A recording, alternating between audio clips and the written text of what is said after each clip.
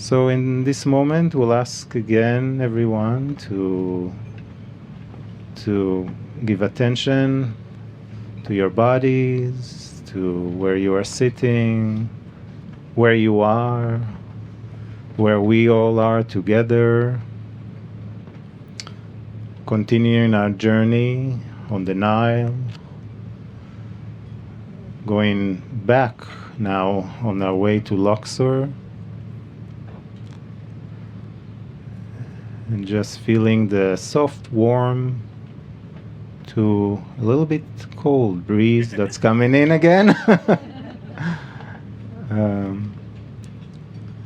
And the beautiful sunset of the sun Ra upon us and all the land,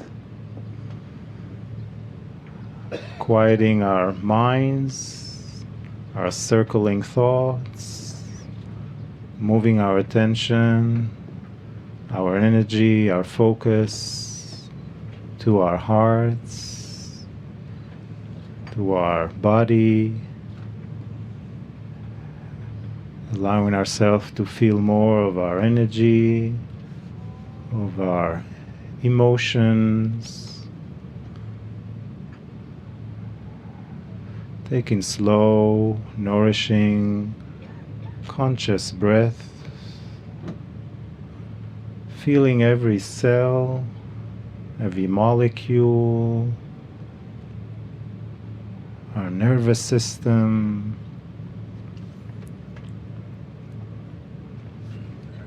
every part of our body, organs, filling with energy and vitality,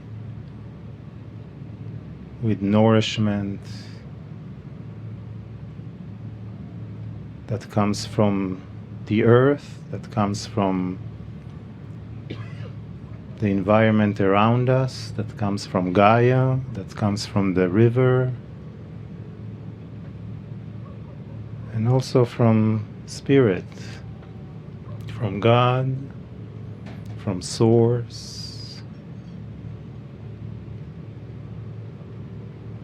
from our higher self, from our divinity,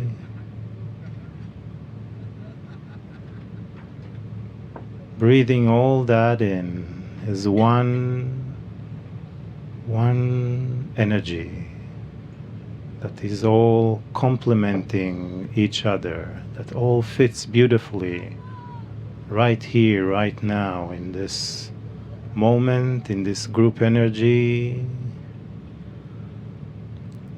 creating a beautiful circle of hearts, beautiful quiet resonance of peace, of benevolence, of a gentle, compassionate flow between everyone and everything around us. Breathe and allow yourself to open up and simply feel the flow and love from each other to one another. The energetic multidimensional portals and flow that goes between us that we may not see with our physical eyes, but they are alive and constantly communicating and talking and receiving information through the vibration, through the frequency, in a language that's beyond these words and are far grand, richer than even we can imagine.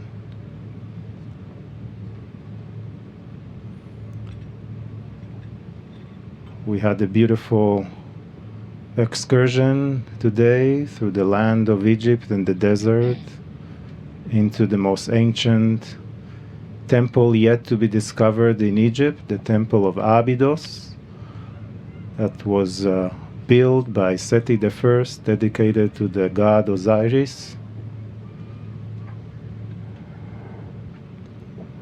and had the opportunity to feel the honor, the gratitude, the sacredness for what that temple was built for, and the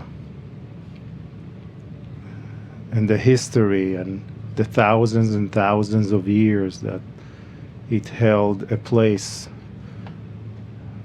in this ancient land, and still is very special for Egypt, and especially for those who visit it repeatedly. They feel the source of God that is alive in that temple, and they keep going back there. So allow yourself to connect with your source of God that has no beginning and no end. No beginning and no end. An ocean of love, a river of love. And from that beautiful place of coherence, let us remind ourselves that we are traveling on the Nile River. The Nile represents life. It is the lifeblood, the life force of Egypt. We are but guests in this beautiful land with this ancient history. And I invite all of you in this moment to transmit the energy of gratitude into the molecules of water beneath us, and let those molecules of water filled with our gratitude touch the shores of both the East Bank and the West Bank, and sending all of our gratitude to those who are here. Sending all of our gratitude to Gaia for having this life force, this water that brings crops, food, resources to this entire continent. And as we continue sending our gratitude to the Nile River, think of this stripe that we are leaving behind us as we travel, and where else those water molecules will continue to be carried, flowing down through the delta.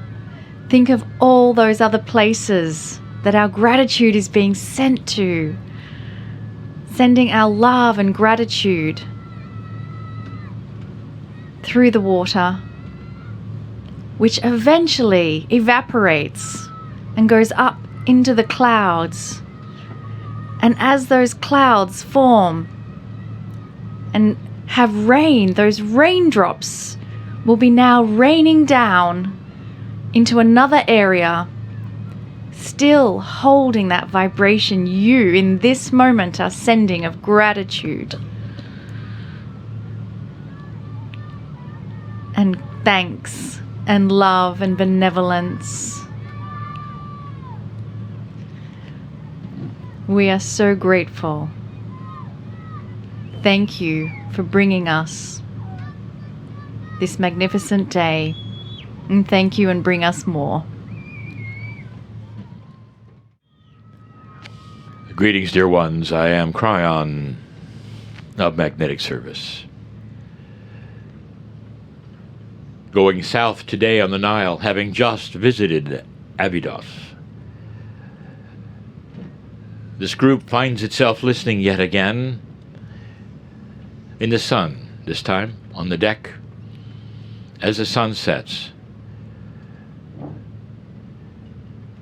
Let me give you some insight on Egypt.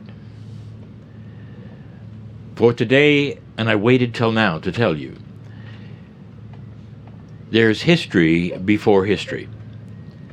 There's also, again, consensus reality of what happened here. Egyptians are very, very proud, and they should be, of an elegant society that lasted as long as it did, and that left a history on the walls of the temples it built.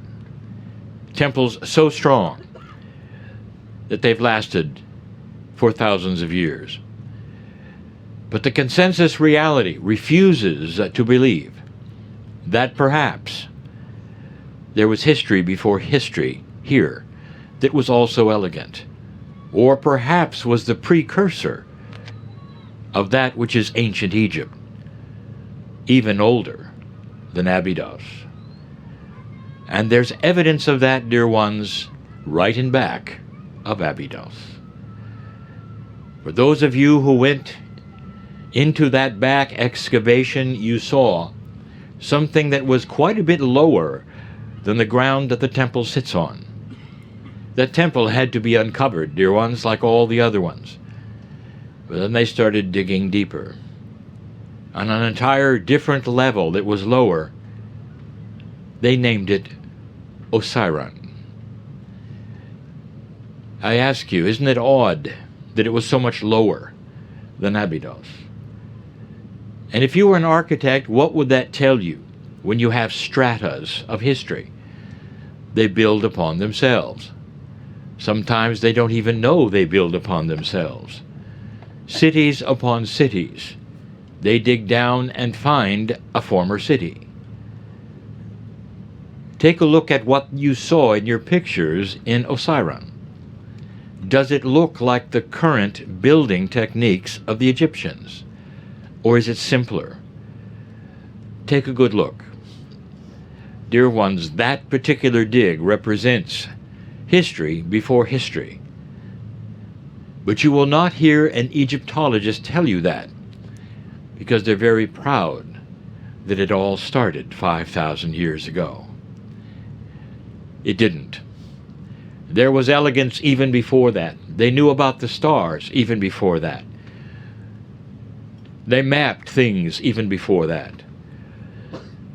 Up to 10,000 years is the history in the sand, dear ones. And someday they will carbon date that, and they will keep it a secret for a while, until the students in the university demand that it be updated. The narrative, the story, the consensus reality is very, very difficult to change. It's difficult to change in physics, astronomy, chemistry, medicine, and history. And I've told you that before. But I tell you that now because you looked down upon something that was very special. History before history. I told you earlier also, it's what is missing that is really telling. Now you've been to temple after temple. Abydos, Hathor, filled with so much information on the walls. More than you can imagine. Thousands and thousands of figures, stories, day-by-day experience. You've seen everyday experience for the Egyptians so far. You're going to see more. There'll be depictions even of their struggles and their wars coming that you'll see. But what have you seen so far? You've seen how they work with each other, who they worshiped and how, who followed whom and what they did. You've seen depictions of their dancing, their playing, their worship, day by day. You've seen depictions of them hunting and fishing.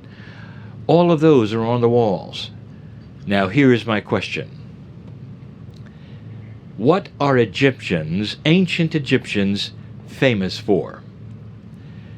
And if you go around the world and ask even children of other cultures, what are the Egyptians famous for? And they will say pyramids, building. And you have no one depiction of them building anything.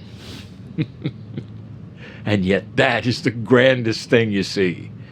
How'd they do it? It's marvelous. Look how long it's lasted. How did they put that there and make this so perfect in architecture and perspective, and not one depiction of them building anything. And that should tell you, again I will say it, too sacred to put on the walls. That was from God.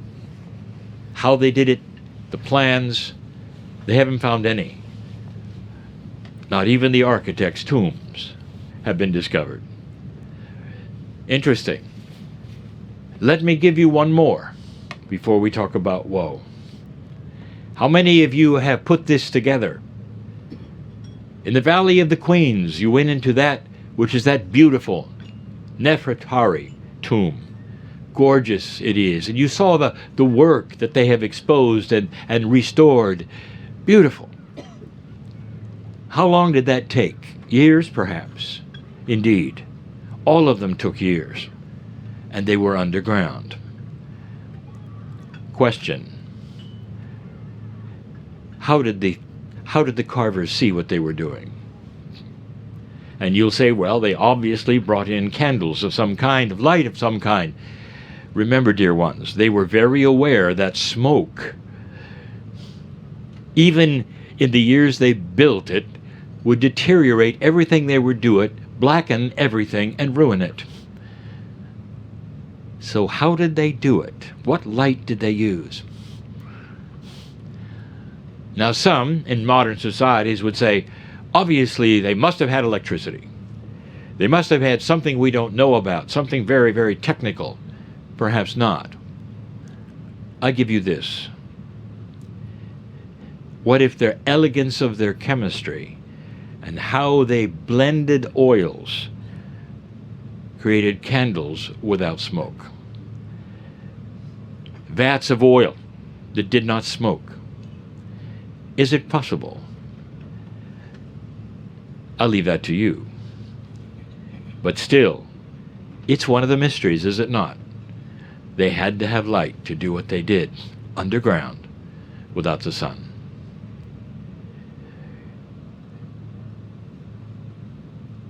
Woe has not shown up. He was supposed to, and he did not. And Yusha is waiting for him there. But he knew he wouldn't come. Because woe is still pondering one of the biggest questions of life. About himself, about God. And the question is this: is God bigger than I was ever told? Are the attributes around God bigger than I was ever told? Is there a relationship between a human being, the soul, and the creative source, which is bigger than I was ever told? Is it possible that there's a field of consciousness that I can tap into? All of these things. Some frighten woe because they go against everything he was told. Some of you know how this feels. For you grew up one way, had it all explained to you, participated in it, and then you awakened to a bigger truth. Some of you on your own, some of you with others. And at some point, those who are listening to this, either here or later, had to make a choice and go with that which felt good to them in their heart. And that was a God which cared, a God which had no punishment, a God which had only love. And the only thing that Creator has asked is that you would find in yourself the peace that belongs to God inside everyone. Strong it is.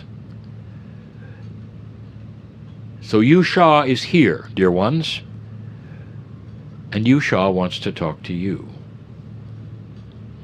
Timeless this parable is. It'll be listened to for a very long time after this cruise. But right now on this earth, on this world, things are happening. And that's what Yusha wants to discuss with you. In the now, most of those listening, including those on the deck of this riverboat, are in comfort. You have enough to eat. You have jobs, perhaps. But you're not in trouble. Not really. You're working the puzzle of life the best you can. Those on this particular ship, this boat, relaxing now, watching beauty as it goes by and reveals itself, learning history, being fed well.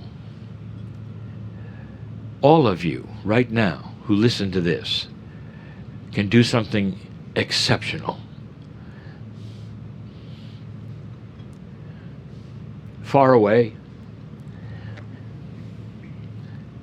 there are families who a few weeks ago lived a normal life, just like you.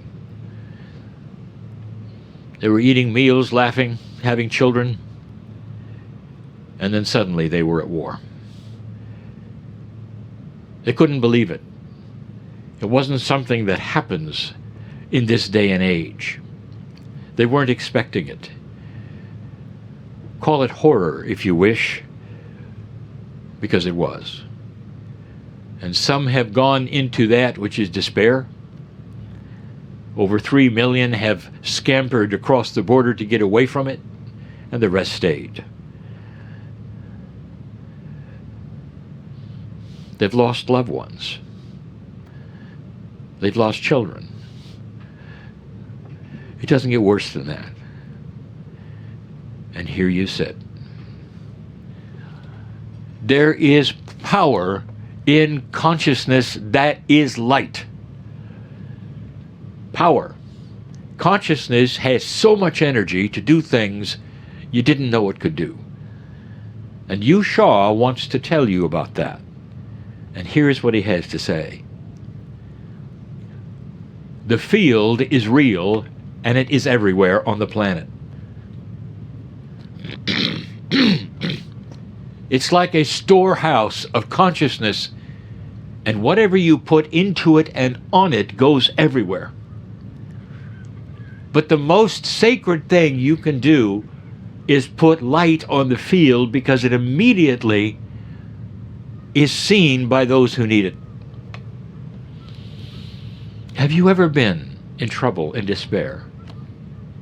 Light worker. And perhaps you've stepped out of your home and walked to a place of nature. Perhaps you sat down next to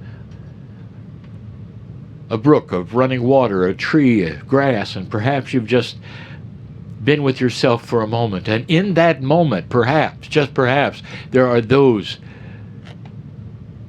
who realized that all of their troubles and their worries started to evaporate just for that moment, and there was some peace. And some of you could look up to the heavens and even raise your hand and say, thank you for loving me so much that I have these moments of peace. That's the field. What you do right now in these moments together can give peace to those who are in trouble, who are wringing their hands in desperation and despair, who are hungry and don't know what's happening next, and if they will ever be normal again. Will they have a place to live? Will they have a job? Will they have food? And it continues. And here's what we can do together right now. I want you to visualize not them in trouble, but them in peace.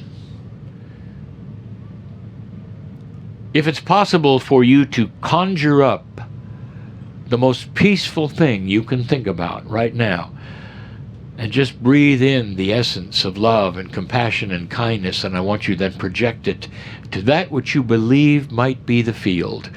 Make it clouds if you wish, because the field is invisible. Anything you do because it will be seen and gathered, because you are sending energy to that which goes right to those who need it. That's how it works. That's what you felt perhaps when you walked into nature. It wasn't simply Gaia. That's where it collected. And that's where you could pull upon that which is sent. Because there are meditators all over this planet who do this 24/7. But now it's time for more. That's the call to prayer that you hear in this great land where they're dedicated to just that. They're doing the same, dear ones.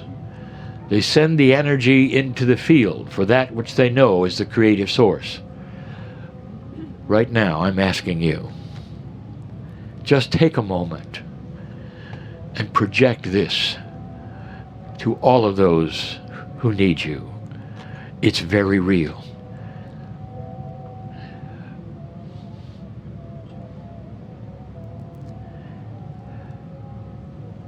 I ask one more thing. This comes from Yusha.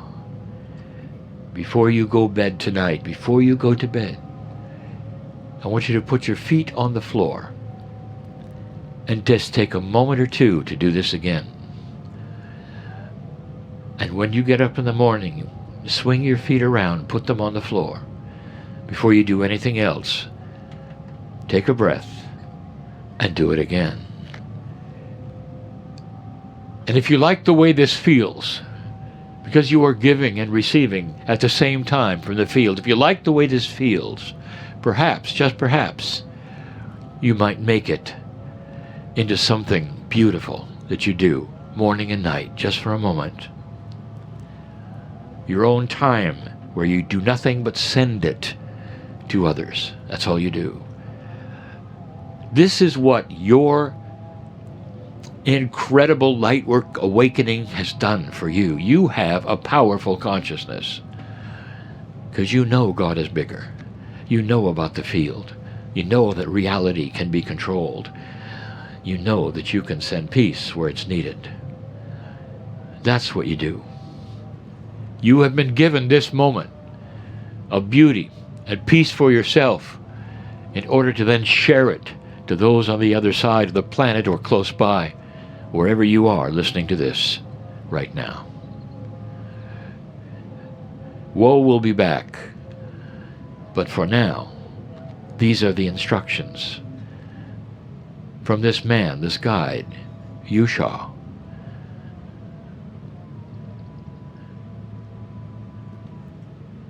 I am crying in love with humanity, and for good reason. All of these things, dear ones, in this awakening time, in this great shift, will pass eventually. And history will show that Earth did something it never did before. That humanity did something that was unexpected about war. It chose not to have one. First time. Things are changing, dear ones. And so it is.